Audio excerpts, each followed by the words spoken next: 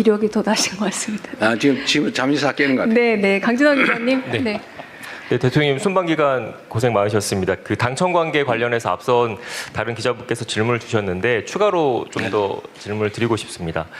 지방선거 이후에 국정 지지율이 하락세를 보이고 있다라는 일단 분석들이 좀 많이 나오고 있습니다. 이것과 관련해서 여당 지도부의 지방선거 전략 그리고 당청 관계와 연결지어서 보는 시선도 있는데 지방선거 이후 국정 지지율 하락세, 당청 관계 그리고 여당 지도부의 선거 전략에 대해서 어떻게 생각하시는지 여쭤보고 싶습니다.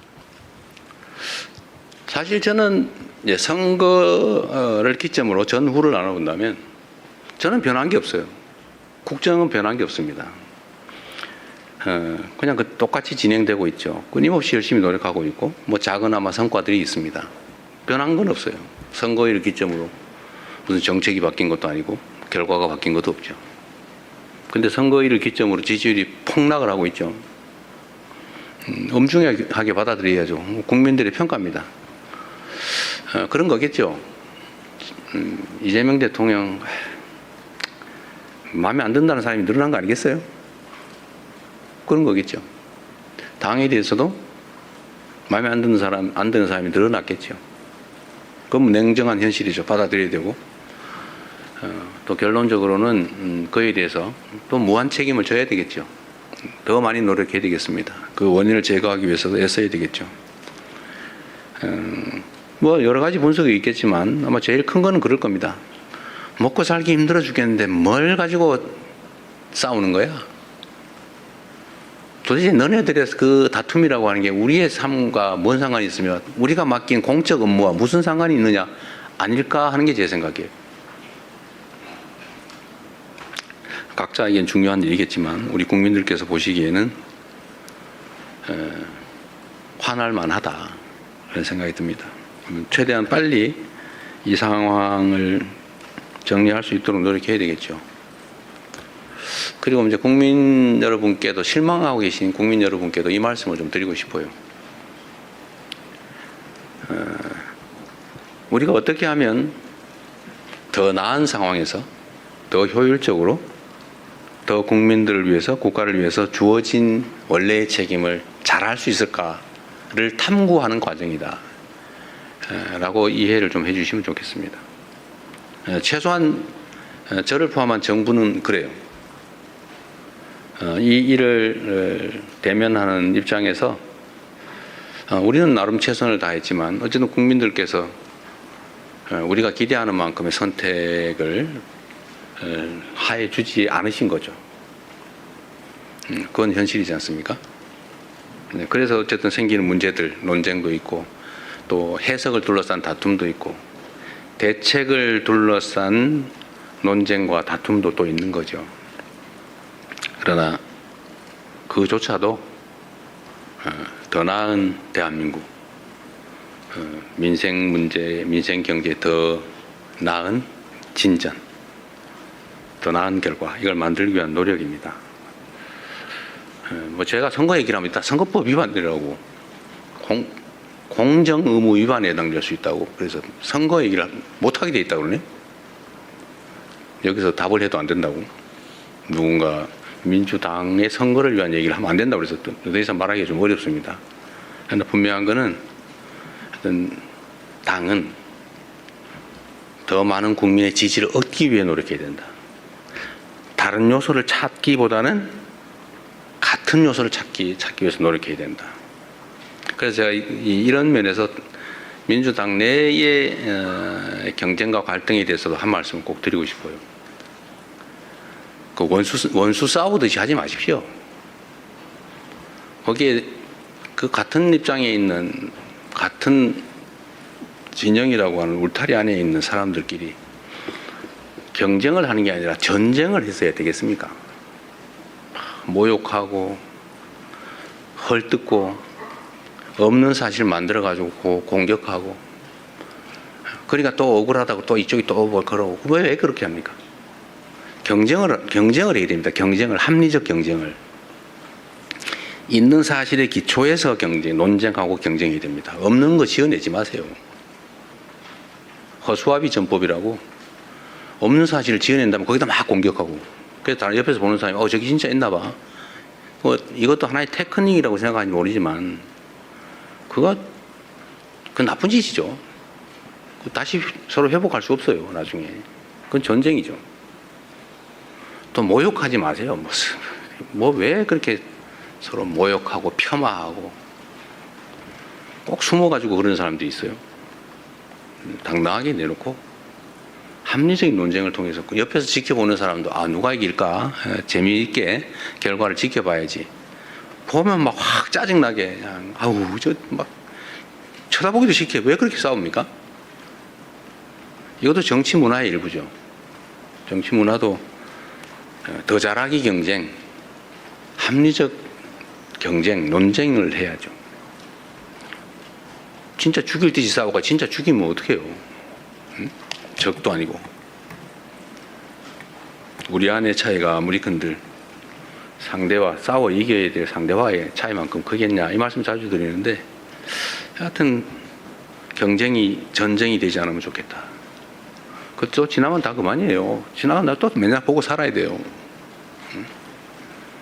그래서 그 말씀 꼭 드리고 싶습니다. 여야도 사실은 좀 마찬가지예요. 얘기 나온 김에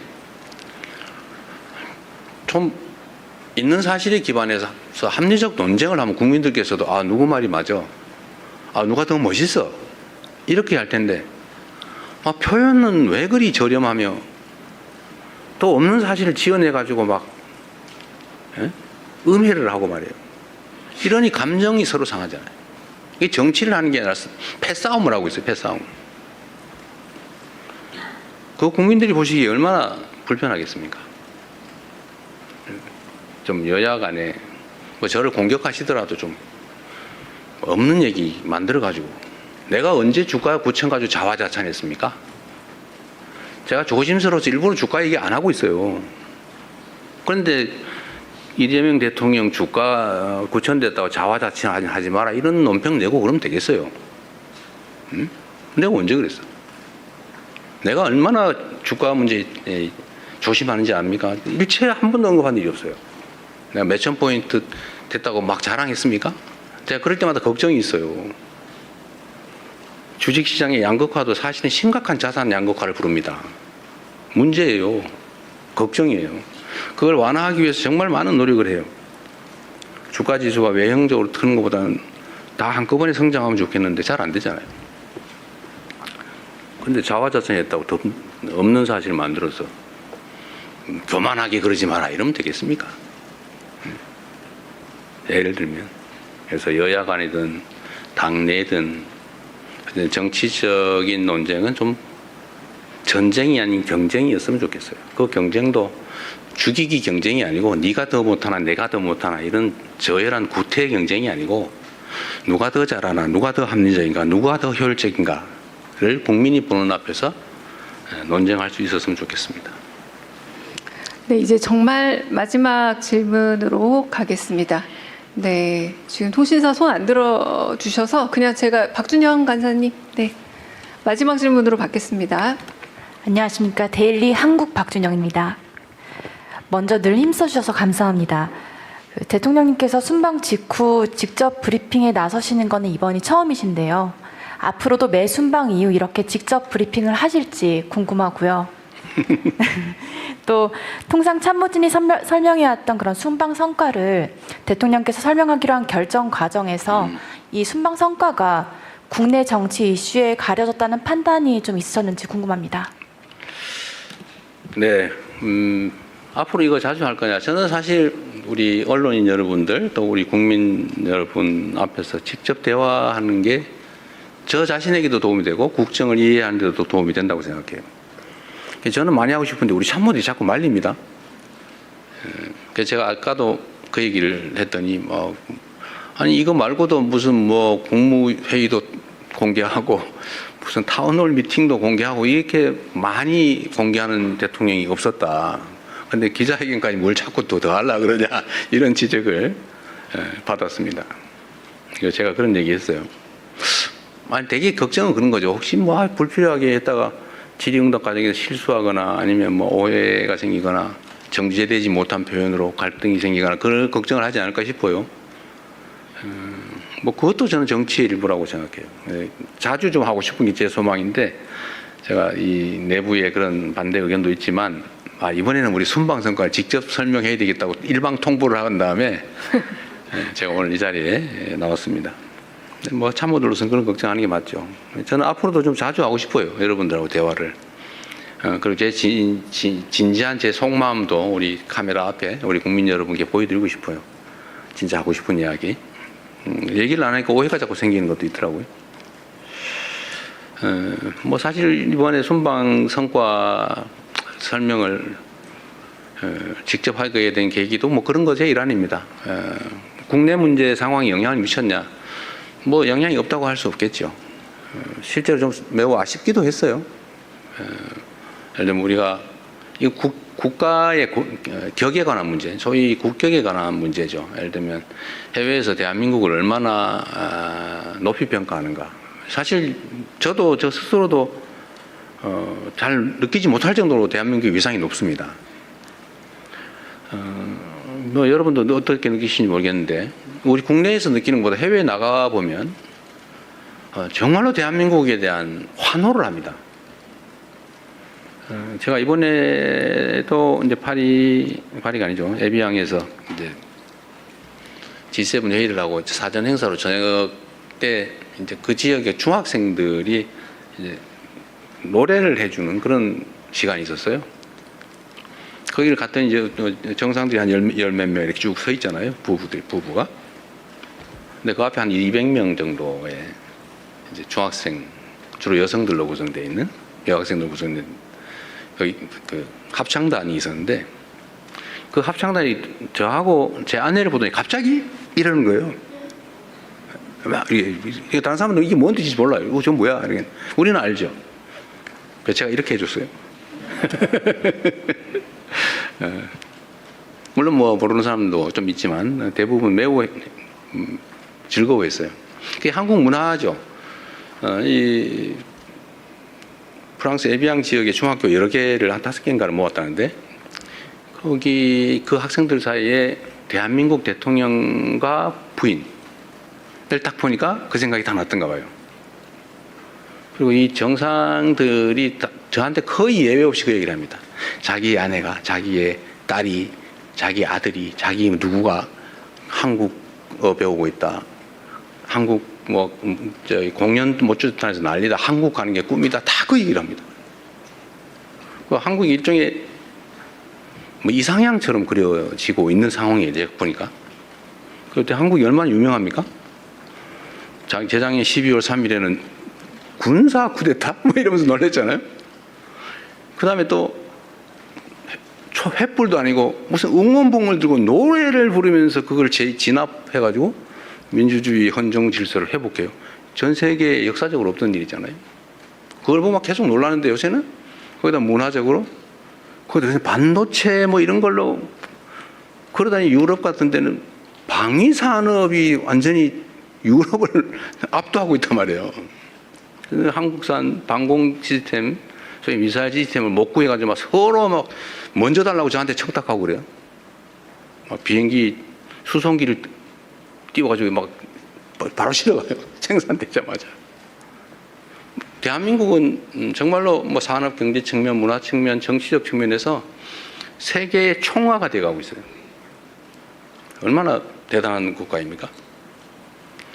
이런 것들도 사실 많이 보여드리고 싶죠. 그런데 그런 게 이제 예를 들면 이태리의 어떤 국빈 방문에 대한 뭐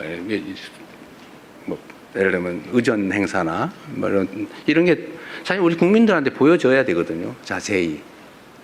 근데 잘 안 됐죠, 사실은. 딴 거 하느라고. 아쉽죠. 어딜 가나 마찬가지입니다. 그래서 그런 아쉬움도 있었어요. 제가 그 말씀도 한번 드리고 싶었습니다. 우리 대한민국이라는 나라가 또 그 속에 살아가는 대한국민이라고 하는 존재가 얼마나 위대한 존재들인지 우리 자부심 가져도 된다. 물론 뭐 내부적으로 보면 어려움들이 많죠. 각 부문별로 어려움들이 많지만 그러나 그 점도 다른 나라들도 크게 뭐 예외는 아니고 뭐 양극화가 좀 우리가 좀 심하다는 측면도 있지만 그러나 전체적으로 보면 여전히 과학기술의 발전 속도나 국가의 민주주의 정도나 뭐 과학 문화예술의 발전 정도나 경제적 성장 성취나 이런 모든 것들이 정말로 전 세계가 이렇게 쳐다볼 만큼 대단하다.